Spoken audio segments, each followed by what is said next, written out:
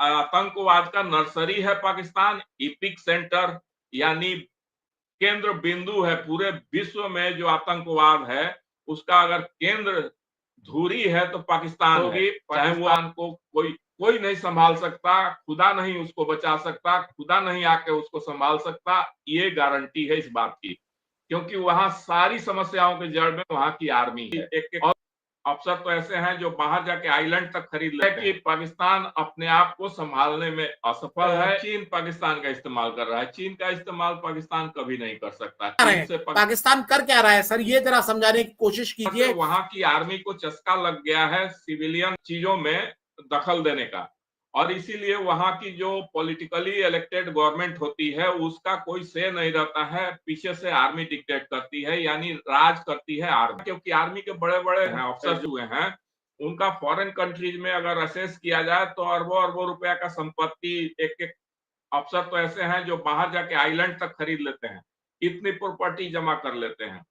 तो ये जो लूट खसोट की आदत है आर्मी की है, वो कुल मिलाकर स्थिति ये है कि अब वहां जब तक आर्मी को, जैसे भारत का एक ये है कि यहाँ गवर्नमेंट के आदेश पर आर्मी चलती है, आर्मी के डिक्टेट करने से गवर्नमेंट नहीं चलती है।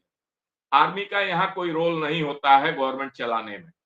तो उस तरह की जब तक सिस्टम पाकिस्तान में नहीं होगी, पाकिस्तान को कोई मतलब कोई नहीं संभाल सकता, खुदा नहीं उसको बचा सकता, खुदा नहीं आके उसको संभाल सकता, ये गारंटी है इस बात की, क्योंकि वहां सारी समस्याओं के जड़ में वहां की आर्मी है और उसकी तानाशाही मनोवृत्ति और लूट खसोट की प्रकृति। जबकि खुद वो आतंकवाद का नर्सरी है पाकिस्तान, इपिक सेंटर यानी केंद्र बिंदु है पूरे विश्व में। जो आतंकवाद है उसका अगर केंद्र धुरी है तो पाकिस्तान है, चाहे वो अमेरिका में 9/11 हुआ हो, चाहे मुंबई में 26/11 हुआ, चाहे कहां कहीं भी होता है आतंकवादी घटनाएं, लंदन में और भी कहीं कहीं, तो सब जगह का तार जुड़ा हुआ पाकिस्तान से मिलता है। तो साथ तो हिलरी क्लिंटन ने कहा ही कि आप अपने पिछवाड़े में सांप पालिएगा तो सबसे पहले आपको वो डसेगा। तो वही दुनिया जानती है कि भारत में सबसे ज्यादा जाली नोट का जो इन्फ्लुक्स होता था वो पाकिस्तान करवाता था और पाकिस्तान के द्वारा होता था। जितना टेरर एक्टिविटीज होता था भारत के अंदर, चाहे पुणे में ब्लास्ट हो, दिल्ली में ब्लास्ट हो, मुंबई में ब्लास्ट हो, कहीं भी हो, उसमें पाकिस्तान का हाथ निकलता था। कि पाकिस्तान अपने आप को संभालने में असफल है, एक विफल राष्ट्र है। सर, क्योंकि पाकिस्तान खुद अपने आप में एक बड़ा चतुर देश है, वहां का जो स्टैब्लिशमेंट है या उनकी जो गवर्नमेंट है वो भी स्टैब्लिशमेंट की मर्जी से ही बनती है। तो इस केस में कौन किसका इस्तेमाल कर रहा है? चीन पाकिस्तान का इस्तेमाल कर रहा है या पाकिस्तान चीन का इस्तेमाल कर रहा है? चीन पाकिस्तान का इस्तेमाल कर रहा है। चीन का इस्तेमाल पाकिस्तान कभी नहीं कर सकता। चीन से पाकिस्तान को मिलता क्या है?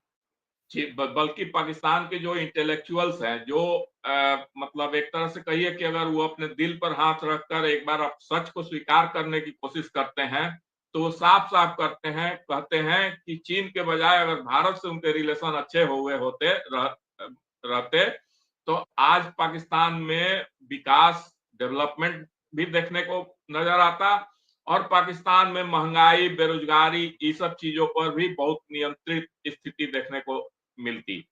तो ये वहां का बहुत सारे इंटेलेक्चुअल्स का व्यूज है। तो चीन तो सिर्फ शोषण करता है, ये पूरी दुनिया जानती है, चाहे अफ्रीकन कंट्रीज हो, चाहे एशियन कंट्रीज हो, नेपाल हो, ये श्रीलंका हो, मालदीव हो। अभी मालदीव उसके चंगुल से निकल कर फिर भारत की तरफ देख रहा है। तो ये सारी चीजें हैं। तो इसलिए चीन कभी किसी के द्वारा इस्तेमाल हो जाए ऐसा बिल्कुल संभव नहीं है। हाँ, चीन इस्तेमाल कर रहा है पाकिस्तान को, और चीन का ये है कि पाकिस्तान भारत को अपने साथ बॉर्डर पर उलझाए रहेगा, आतंकवादी घटनाओं के माध्यम से उलझाए रहेगा।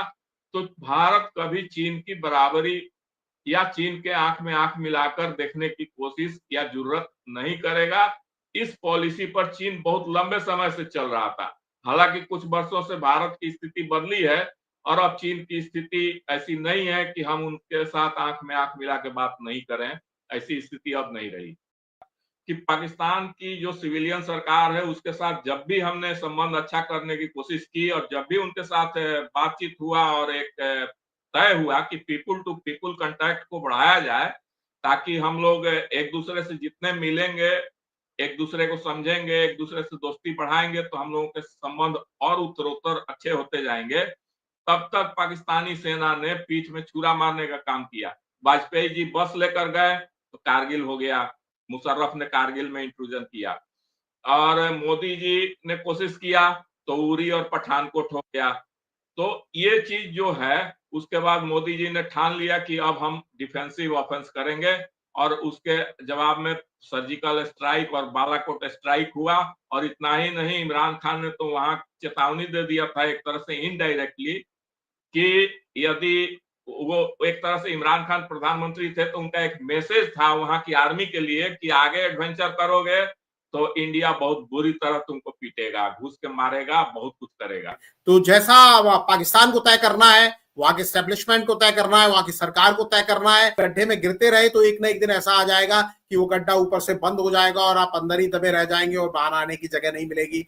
सर, आपने हमें वक्त दिया, हमसे बात की, आपका बहुत आभार, शुक्रिया। और अगली बार फिर आपसे किसी और मुद्दे पर हम चर्चा करेंगे। सभी देखने वालों का भी आभार। नमस्कार।